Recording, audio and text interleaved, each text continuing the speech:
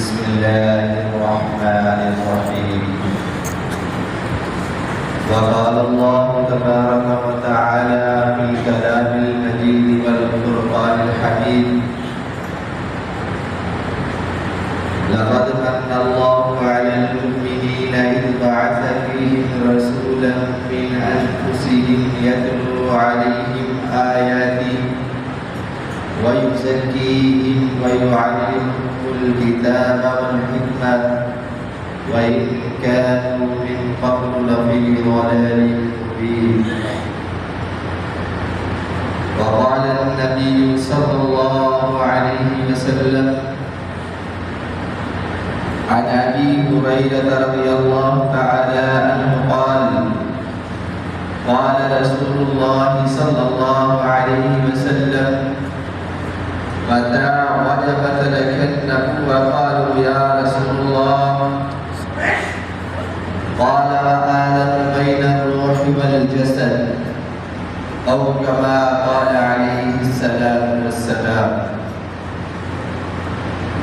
صدق الله العظيم وصدق رسول الشاهدين والشاكرين والحمد لله رب العالمين. اللهم صل على سيدنا ومولانا محمد النبي الأمي وعلى آله وسلم تسليما. اللهم صل على سيدنا ومولانا محمد وأنزل علم بعد المكرم عندك يوم القيامة.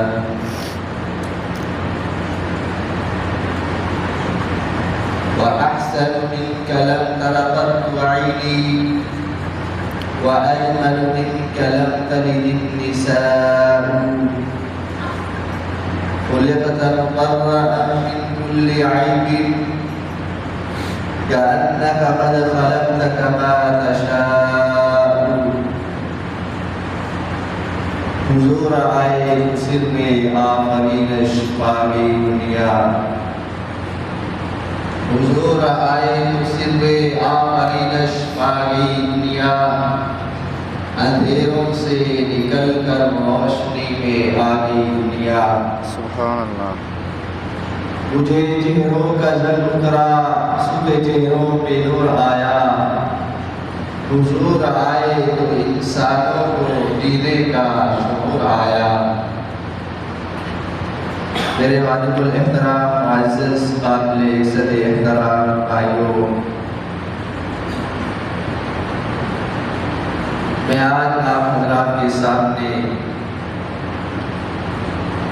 ولادت مصطفیٰ صلی اللہ علیہ وسلم کے مبارک باسعادت عنوان پر کچھ گفتگو کرنا چاہتا ہوں.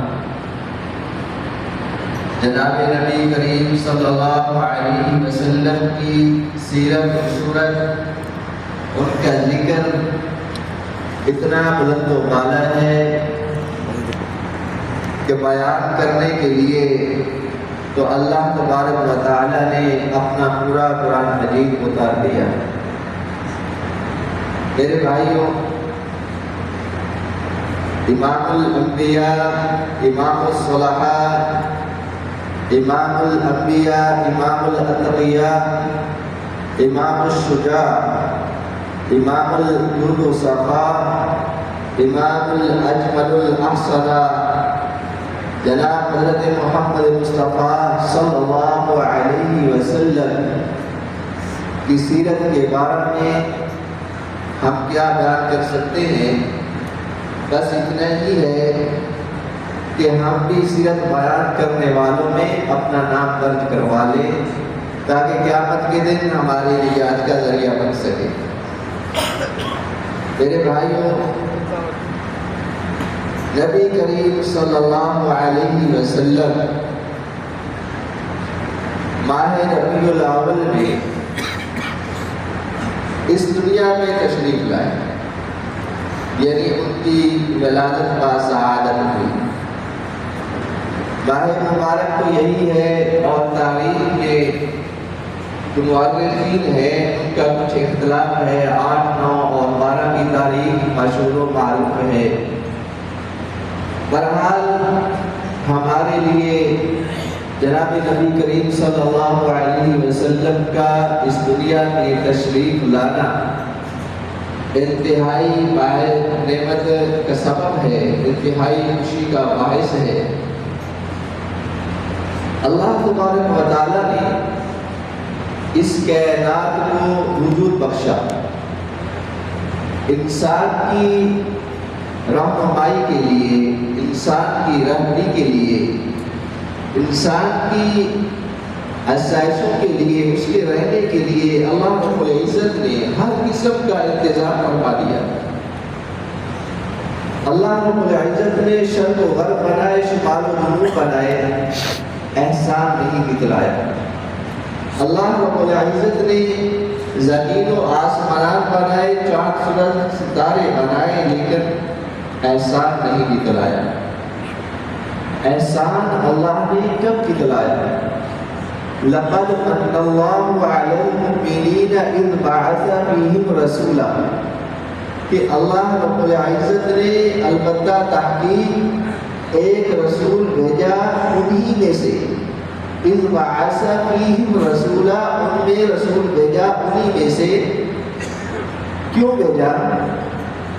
یتلو علیہم آیاتہ ویزکیہم ویعلمہم الکتاب والحکمہ، تاکہ وہ اللہ تبارک و تعالیٰ کی جو آیات ہیں ان کو بیان کرے، وَيُزَكِّيهِمْ، ان کا تزکیہ کرے، ان کو پاک کرے، شرک و کفر سے، شرک و بدعت سے ان کو پاک کرے۔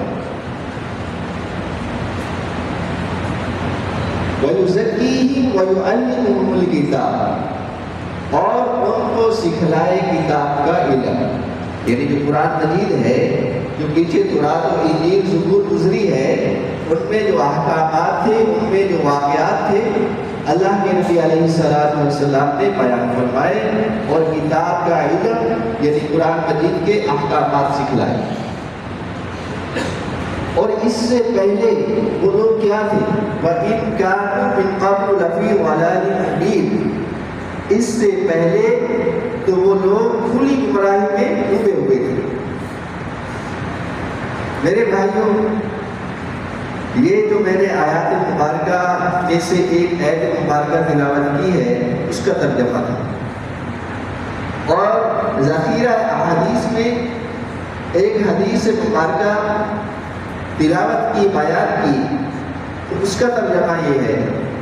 حضرت ابی ہریرہ رضی اللہ تعالی عنہ کہتے ہیں کہ ہم نے نبی کریم صلی اللہ علیہ وسلم سے پوچھا، یا رسول اللہ صلی اللہ علیہ وسلم، کہ آپ کو نبوت کب عطا کی گئی؟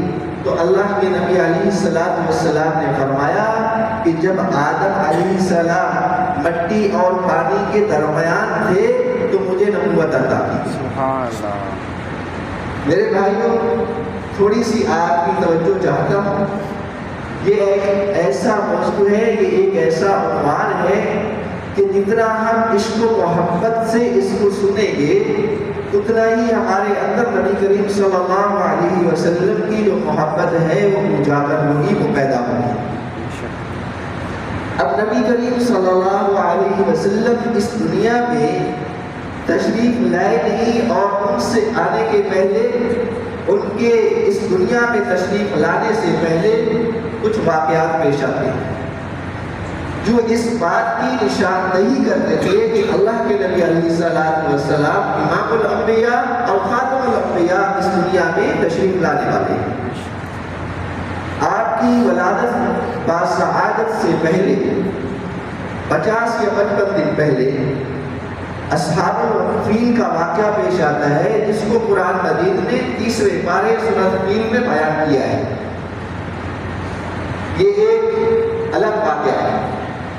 اسی طریقہ سے زمزم کا جو کنواں ہے وہ نظروں سے اوجھل ہو گیا تھا، وہ گم پایا گیا، تو حضرت عبد المطلب جو آپ علیہ السلام کے دادا ہیں، ان کو بار بار خواب میں اس زمزم کی نشاندہی کی گئی جو آج تمام لوگ اس کو نوش کرتے ہیں، پیتے ہیں، اور بعد میں اس کو بھی دریافت کیا گیا نئے سرے سے۔ حضرت آمنہ علیہ السلام فرماتی ہیں کہ جب میں پتھروں پہ چلتی تو وہ میرے لیے جھک جایا کرتے تھے، یعنی جب آپ علیہ السلام حضرت آمنہ کے بطن میں آئے تو یہ بعد میں جو عورتوں کو مشکلات ہوتی ہیں، حضرت آمنہ وہ بیان کر رہی ہیں کہ مجھے کوئی مشکل پیش نہیں آئی۔ جیسے عورتوں کو متلی ہوتی ہے کہ آنے کا خدشہ ہوتا ہے یا ان کا مزاج خراب ہوتا ہے، لیکن ایسا اللہ کے نبی علیہ السلام جب حضرت آمنہ کے بطن میں آئے تو ایسا نہیں ہوا۔ اور بے شمار معجزات ہوتے ہیں۔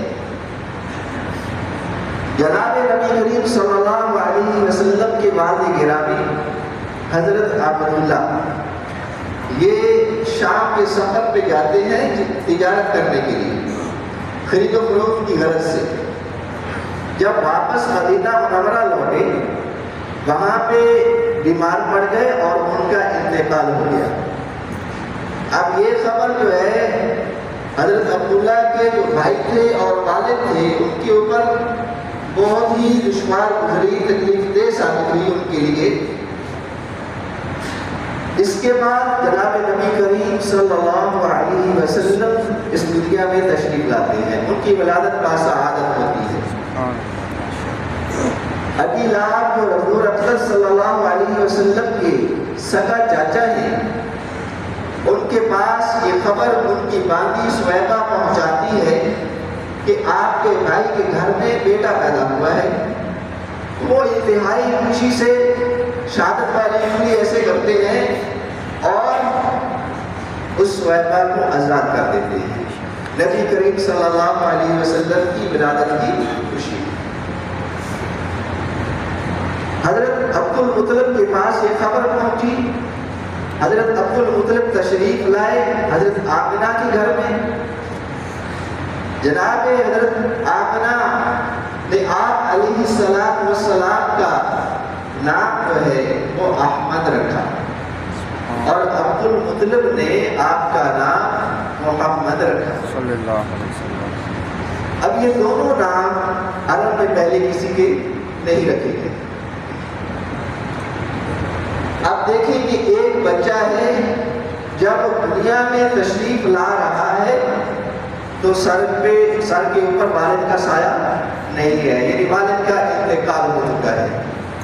یتیم ایک بچہ پیدا ہوتا ہے، سب سے پہلے آپ علیہ السلام کو دودھ پلانے والی وہی سویبہ ہے جس کو ابی لہب نے آزاد کیا۔ پھر اس کے بعد یہ تقریباً 6-7 دن تک انہوں نے دودھ پلایا۔ 7ویں دن نبی کریم صلی اللہ علیہ وسلم کا عقیقہ کیا گیا، اور 8ویں دن جو عرب کا قانون تھا، عرب کی روایات تھی کہ کوئی بچہ پیدا ہوتا تو شہروں سے ان کو دیہاتوں میں منتقل کر دیا جاتا کہ وہاں کی جو آب و ہوا ہوتی ہے وہ بہترین ہوتی ہے، انسانی جسم کے لیے، اس کی پرورش کے لیے وہ فائدہ مند ہوتی ہے۔ اس لیے بچوں کو وہاں پہ دائیوں کے ہاتھ میں دے دیا جاتا، تو جو رضاعت مدت ہوتی ہے یعنی دودھ پلانے کی مدت ہوتی ہے، لیمٹ ہوتی ہے، اس وقت تک وہ دودھ پلاتی تھی۔ اب جناب نبی کریم صلی اللہ علیہ وسلم کے گھر میں حضرت حلیمہ سعدیہ جو ہے وہ آتی ہے، اور حضرت حلیمہ سعدیہ کی جو اونٹنی تھی وہ انتہائی نادر تھی۔ جو دوسری عورتیں آئیں انہوں نے اپنے فائدے کے مطابق بچوں کو گود میں لے لیا، یعنی ظاہر ہے آپ لوگ یہاں پہ آئے ہیں یا وہاں سے کسی کنٹری میں جانا ہوتا ہے، کسی کمپنی میں جانا ہوتا ہے، تو اجرت کو دیکھتے ہیں کہ ہماری سیلری کتنی لگے گی اور کام کیا ہوگا، فائدے کے حساب سے لوگ سفر کرتے ہیں۔ اب دوسری دائیوں نے اب آپ نے اپنے حساب سے بچوں کو لے لیا۔ حلیمہ سعدیہ کی چونکہ جو اونٹنی ہے وہ انتہائی کمزور تھی، لاغر تھی، دبلی پتلی تھی، تھنوں میں دودھ نہیں تھا، اور سفر جو ہے وہ جلدی طے نہیں کر سکی، تو آخری بچہ جو بچنے والا تھا وہ جناب محمد رسول اللہ صلی اللہ علیہ وسلم تھی۔ اب حلیمہ سعدیہ جو ہے ان سے عبد المطلب پوچھتے ہیں کہ آپ کا نام کیا ہے، آپ کہاں کے رہنے والی ہیں؟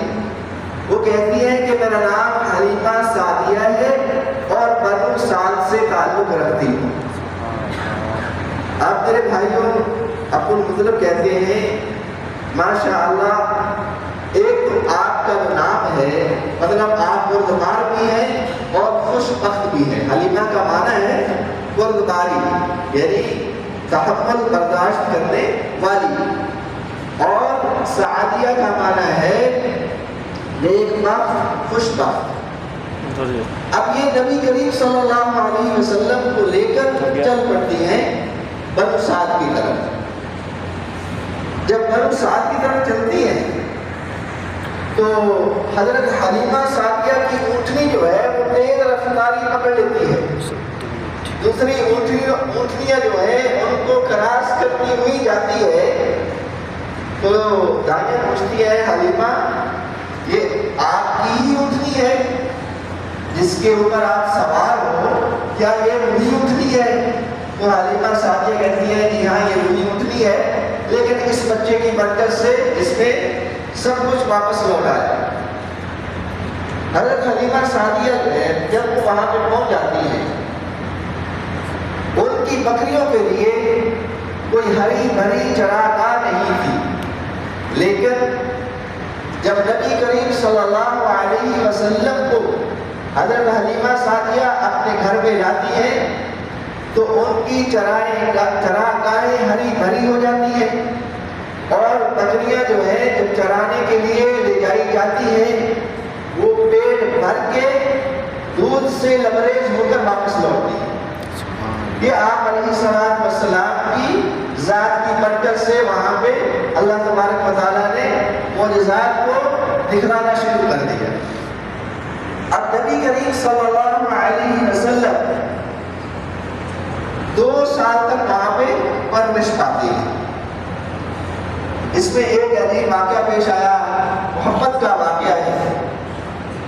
ایک مرتبہ آپ علیہ السلام کی رضائی بہن جس کا نام حضرت شیمہ رضی اللہ عنہا ہے، سبحان اللہ، حضرت شیمہ ایک بار اپنی والدہ سے کہتی ہے اماں جان آج میں بکریاں چرانے نہیں جاؤں گی، آج بکریاں چرانے نہیں جاؤں گی۔ والدہ نے پوچھا بیٹی ایسی کیا بات ہے آپ کیوں نہیں جاؤ گی؟ تو کہنے لگی گرمی زیادہ ہوتی ہے اور بکریاں بھی زیادہ ہیں تو ان کو کنٹرول کرنا میرے لیے مشکل ہے، آپ میرے ساتھ کسی کو بھیج دیں۔ اب دوسرا جو بیٹا تھا حضرت سعدیہ کا، یعنی نسبی بیٹا تھا، وہ بھی آپ علیہ السلام کی ہم عمر ہی تھی۔ ایک طرف سے آپ علیہ السلام دودھ نوش فرماتے اور دوسری طرف سے حضرت عبداللہ جو ہے رضائی بھائی کو دودھ پیتے تھے۔ اب حضرت سعدیہ حلیمہ سعدیہ جو ہے وہ فرمانے لگی بیٹا سبھی تو چھوٹے ہیں، محمد بھی چھوٹا ہے، عبداللہ بھی چھوٹا ہے، تو میں آپ کے ساتھ کس کو بھیجوں؟ اور حال حضرت شیمہ نے بتلا ہی دیا کہ اماں جان میرے ساتھ اگر آپ محمد کو بھیجو گی تو بکریاں چرانے جاؤں گی، وگرنہ نہیں جاؤں گی۔ اب ماں نے تعجب سے کہا بیٹی محمد تو چھوٹے ہیں اور کسی کی امانت ہے، اس کو سنبھالو گی یا بکریوں کو سنبھالو گی؟ تو حضرت شیمہ کہنے لگی اماں جان ایک بار میں محمد کو پہلے بھی لے گئی تھی، سبحان اللہ، محمد کو پہلے بھی لے گئی تھی۔ جب میں نے اپنے چھوٹے بھائی کو بٹھایا نا تو بکریاں جو ہیں وہ جلدی جلدی اپنا چارہ کھا کر چر کر محمد صلی اللہ علیہ وسلم کے ارد گرد جمع ہوئی۔ جہاں پہ ہم بیٹھے تھے تو وہاں پہ بکریاں بھی جمع ہوئی اور نبوت والے چہرے کو تکنے لگی۔ میرے بھائیوں، بے شمار واقعات ہیں، بے شمار معجزات ظاہر ہوئے۔ کیسر و کسریٰ کے جب آپ علیہ السلام کی ولادت باسعادت ہوئی، کیسر و کسریٰ کے جو محلات تھے ان کے فکرے ٹوٹ گئے۔ مطلب یہ تھا کہ کیسر و کسریٰ کی حکومت جانے والی ہے، ختم ہونے والی ہے، اور جو شام کے محلات تھے ان میں ایک روشنی، ایک نور برپا ہو گیا آپ علیہ السلام کی ولادت باسعادت سے۔ میرے بھائیوں، نبی کریم صلی اللہ علیہ وسلم کی ذات گرامی ایسی ہے، اللہ نہ کرے کہ کسی بحث و مباحث میں پڑھ کر اگر تھوڑا سا بھی نبی کریم صلی اللہ علیہ وسلم کی گستاخی کا پہلو نکل آیا تو ایمان سے خارج ہونے کا خدشہ ہے۔ اس لیے کسی بحث و مباحث میں مت پڑے۔ اللہ کے نبی علیہ السلام کی شان کو، عزت مقام کو جو اللہ نے بیان کیا اس کو بیان کریں، ثواب کی نیت سے اس کو سنیں۔ نبی علیہ السلام کا ذکر قرآن نہیں کہہ رہا، وَرَفَعْنَا لَكَ ذِكْرَكَ، اے نبی ہم نے تیرے ذکر کو بلند کر دیا۔ اذان میں پہلے اگر پیغمبر کا ذکر، پہلے اللہ کا ذکر آتا ہے، بعد میں کس کا ذکر ہے؟ اشہد ان محمد رسول اللہ، کس کی گواہی دی جا رہی ہے؟ محمد رسول اللہ صلی اللہ علیہ وسلم کی۔ پھر فرمایا اقامت میں پہلے اللہ کا ذکر ہے، بعد میں نبی کی رسالت کی گواہی ہے، نبی کا ذکر ہے۔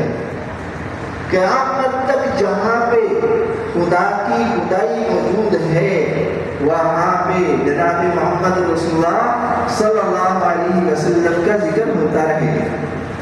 جب یہ ذکر بند ہو جائے گا، کلمہ جو ختم ہو جائے گے تو قیامت آ پڑے گی۔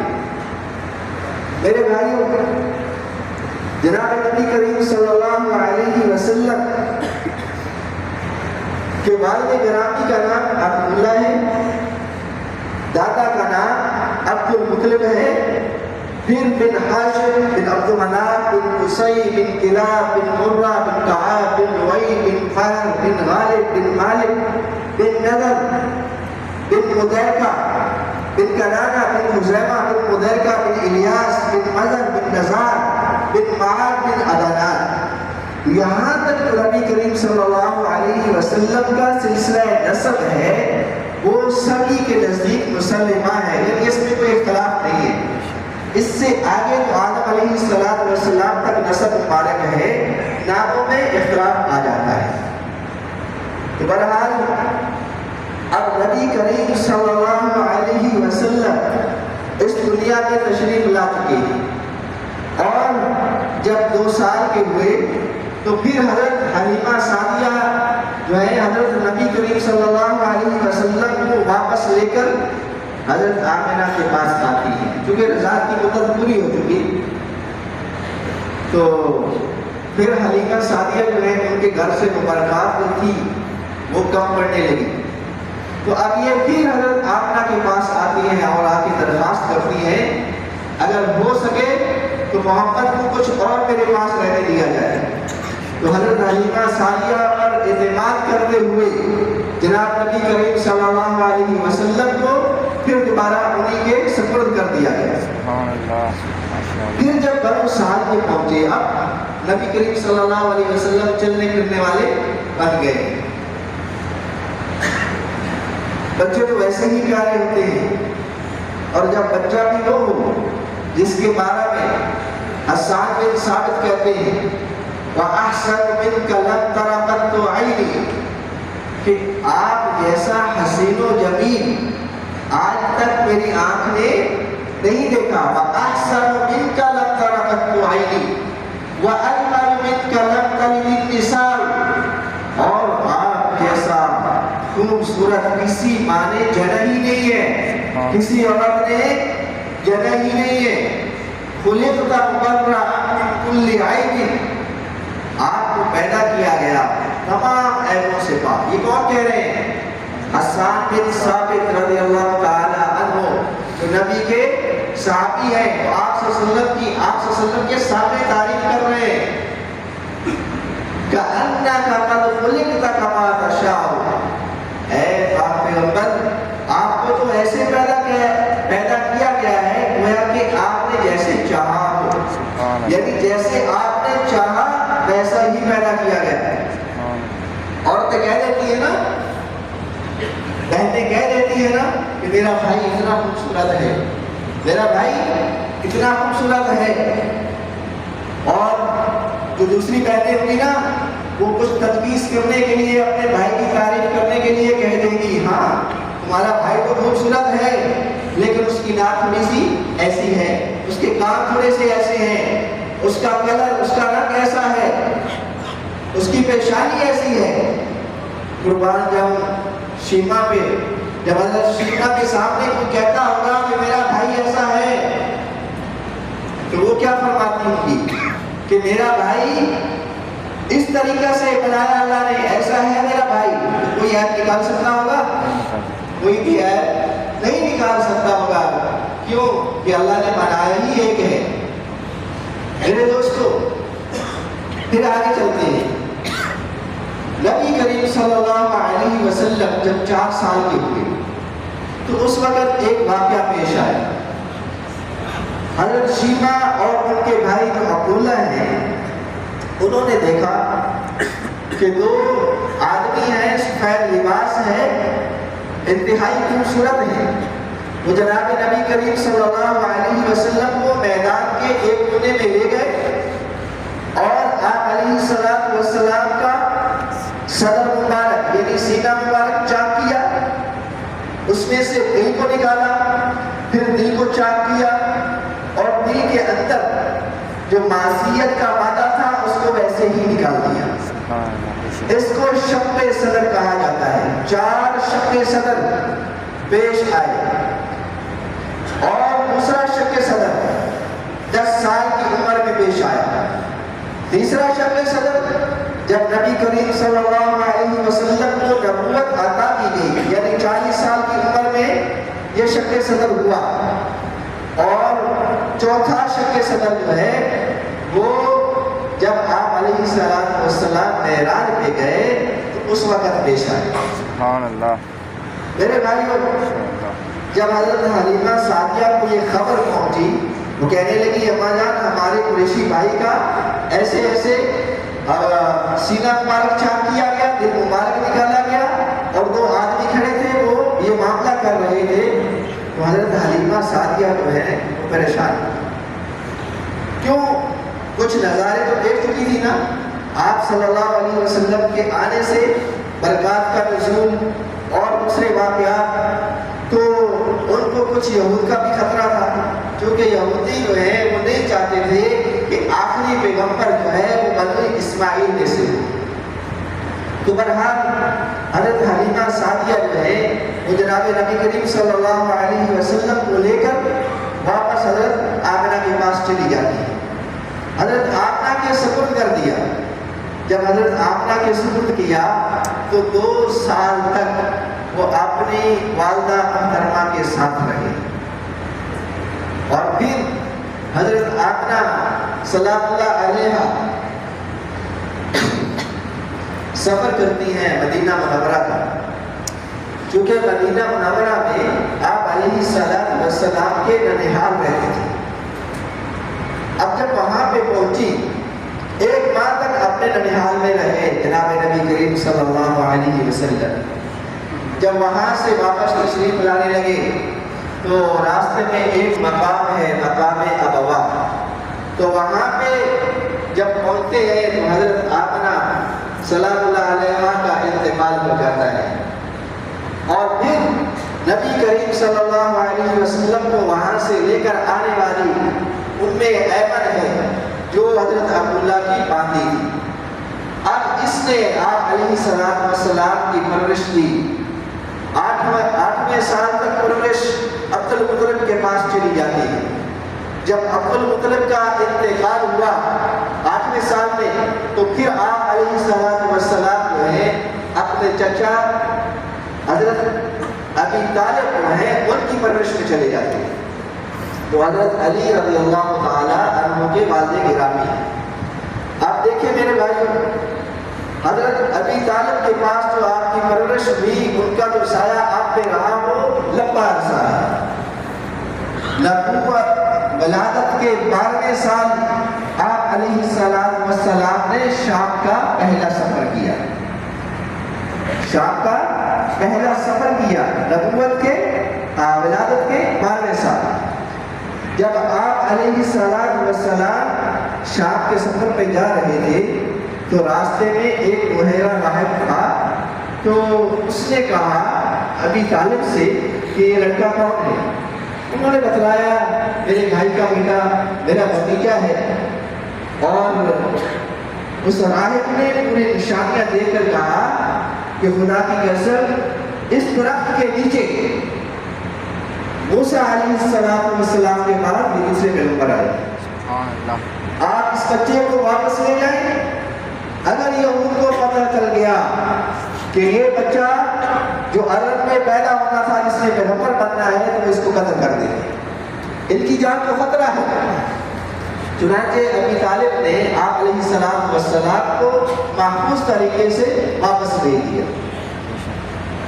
پھر اس کے بعد جب آپ علیہ السلام 14ویں یا 16ویں اور بعض مورخین کہتے ہیں کہ 20ویں سال میں پہنچے تو حرف الفجور کا واقعہ پیش آیا. اب حرف الفجور ایک الگ موضوع ہے, تھوڑا سا بتلا دیتا ہوں. وہ ایک جنگ ہوا کرتی تھی قریش کے درمیان, وہ آپس میں لڑتے تھے دوسرے قبیلوں کے ساتھ. تو جناب نبی کریم صلی اللہ علیہ وسلم کو اپنے چاچاؤں کے اصرار پہ اس حرف الفجور کا حصہ بننا پڑا. لیکن جب جنگ ہوئی تو آپ علیہ السلام اس میں شریک نہیں ہوئے, کیونکہ یہ جائز نہیں تھی. یہ ان مہینوں میں جنگ ہوئی تھی جن مہینوں میں جنگ کو اللہ نے منع فرمایا تھا. پھر اس کے بعد 16ویں سال میں حلف الفضول کا واقعہ پیش آتا ہے. حلف الفضول ایک معاہدہ ہے عرب کے درمیان, یعنی جو لڑائی جھگڑا تھا اس کو ختم کیا جائے قسم کے طور پہ. پھر آگے چلیے, جب نبی کریم صلی اللہ علیہ وسلم 25ویں سال میں پہنچے تو شام کا دوسرا سفر کیا. شام کا دوسرا سفر کیا. جب شام پہنچے حضرت خدیجہ کا مال لے کر وہاں پہ تجارت کی اور دوسرے لوگوں سے جلدی سامان کو فروخت کر لیا اور منافع بھی زیادہ کما لیا. اور جب واپس تشریف لا رہے تھے تو باجر کا ایک ٹکڑا تھا جو نبی کریم صلی اللہ علیہ وسلم کے اوپر سایہ کیے ہوئے تھا. جب آپ علیہ السلام مکہ کا داخل ہونے لگے, حضرت خدیجہ اور ان کی جو نوکرانی تھی باندی تھی وہ دیکھتی ہے آپ علیہ السلام کی شان ہی الگ ہے. آپ کے استقبال کے لیے, آپ کی حفاظت کے لیے اللہ نے بادل کے ٹکڑے کو سر پہ کر دیا. اب جب وہ دیکھتی ہیں کہ محمد عربی صلی اللہ علیہ وسلم نے مال کو زیادہ منافع کے ساتھ فروخت کر دیا ہے تو انہوں نے جو اجرت طے پائی تھی اس سے زیادہ آپ علیہ السلام کو دیا. اور پھر 2 ماہ اور 25 دن کے بعد نکاح کا پیغام بھیج کر آپ علیہ السلام سے نکاح کر لیا. حضرت خدیجہ کی عام عورت نہیں تھی, عرب کی سب سے بڑی تاجرہ طیبہ طاہرہ ان کے القاب ہیں, اور آپ علیہ السلام سے انتہائی محبت کرنے والی تھی. حضرت خدیجہ رضی اللہ تعالی عنہا کے وطن سے آپ علیہ السلام کی اولاد مبارک ہوئی, سوائے ایک بیٹے کے حضرت ابراہیم مالیہ قبطیہ جو ہے ان کے وطن سے ہوئے. باقی سبھی اولاد جو ہے 4 بیٹیاں حضرت زینب, حضرت ام کلثوم, رقیہ, حضرت فاطمہ الزہرا, یہ جناب نبی کریم صلی اللہ علیہ وسلم کی, اور 3 بیٹے عبداللہ, طیب, طاہر, یہ ان کی کنیت ہے قاسم. یہ آپ علیہ السلام کے بیٹے جو ہیں حضرت خدیجہ کے وطن سے, یعنی 7 اولادیں جو ہے یہ پیدا ہوئے. میرے بھائیو پھر اس سے آگے چلے تھوڑا سا, جب ولادت کے 35ویں سال میں آپ علیہ السلام پہنچے تو اس وقت ایک اور واقعہ پیش آتا ہے. وہ واقعہ کیا ہے کہ خانہ کعبہ جو ہے، بیت اللہ جو ہے، حجر اسود جس کا آپ بوسہ لیتے ہیں، اس کے نصب کرنے کا واقعہ پیش آیا. قریب تھا کہ عرب کے اندر قریشی جو لوگ ہیں یا دوسرے قبائل کے سردار ہیں، ان کے اندر ایک محاربہ ہو جاتا، جد و جدل ہو جاتا، لڑائی ہو جاتی. کیوں ہو جاتی پتہ ہے؟ کہ وہ جو نصب کرنا ہے نا حجر اسود، وہ ہر ایک چاہتا ہے کہ ہم نصب کریں. وہ شرف کا کام تھا. اس لیے جناب نبی کریم صلی اللہ علیہ وسلم پہ فیصلہ رکھ دیا گیا کہ جو کیوں 39ویں سال تک آپ علیہ السلام کو عرب کے چاہے اچھے لوگ ہیں یا برے لوگ ہیں، وہ صادق و امین کے لقب سے پکارتے تھے، صادق و امین مانتے تھے. وہ کہتے تھے جو فیصلہ محمد کر دے ہمیں قبول ہے. اب محمد صلی اللہ علیہ وسلم نے کیا کیا کہ اس حجر اسود کو لیا، اپنے دست مبارک سے چادر میں رکھا اور قریش کے سرداران کو بلایا کہ آپ آئیے. ہر ایک سردار جو ہے وہ اس چادر کو پکڑ لے اور پکڑ کر لائے بیت اللہ کے پاس. جب رکن یمانی کے پاس اس کو رکھا گیا تو پھر جناب نبی کریم صلی اللہ علیہ وسلم نے بنفس نفیس خود اپنے دست مبارک سے اس کو اٹھایا اور نصب کر دیا. سبحان اللہ. آپ علیہ السلام کی عقل مندی دیکھیے، صلاحیت دیکھیے کہ آپ علیہ السلام نے شرف بھی سبھی کو بخشا اور خود بھی شرف لیا اور لڑائی بھی نہیں ہونے دی. ختم ہو گیا. یہ 35ویں سال کا واقعہ ہے. پھر اس کے آگے 40واں سال شروع ہوتا ہے جب نبی کریم صلی اللہ علیہ وسلم کو نبوت عطا کی جاتی ہے. 40ویں سال آپ علیہ السلام کے معمولات میں زیادہ تر یہ تھا کہ آپ غار حرا میں وقت گزارتے تھے، اللہ کی عبادت کرتے تھے اور نبی کریم صلی اللہ علیہ وسلم پر وحی نازل ہو گئی، یعنی نبوت عطا کر دی گئی علی الاعلان. اب دیکھیں اس میں بھی جو مورخین ہیں کچھ کہتے ہیں کہ 8 ربیع الاول کو آپ علیہ السلام کو جو نبوت ہے وہ عطا کی گئی، یعنی نبوت کے 40ویں سال 40 سال پورے ہونے پہ جو یہ کہتے ہیں کہ 8 ربیع الاول کو نبی کریم صلی اللہ علیہ وسلم کو نبوت عطا کی، تو ان کا مطلب ہے کہ 8 ربیع الاول کو ہی آپ کی پیدائش مبارک ہوئی. اور جو ابن اسحاق ہیں وہ کہتے ہیں، پچھلا موقع ہے ابن عبد البر کا، اور جو دوسرے ہیں ابن اسحاق وہ کہتے ہیں کہ نبی علیہ السلام کو نبوت عطا ہوئی 17ویں رمضان المبارک کو، یعنی رمضان المبارک کی 17 تاریخ کو نبوت عطا ہوئی. مطلب یہ 40 سال اور 6 ماہ کے بعد. بہرحال پھر اس کے بعد جو ہے وہ وقتاً جو ہے آپ حضرات کے سامنے بیان ہوتا رہتا ہے. نبی کریم صلی اللہ علیہ وسلم کی شان اقدس جو ہے، شان کریمی جو ہے، اس کو بیان کیا جاتا ہے. اللہ رب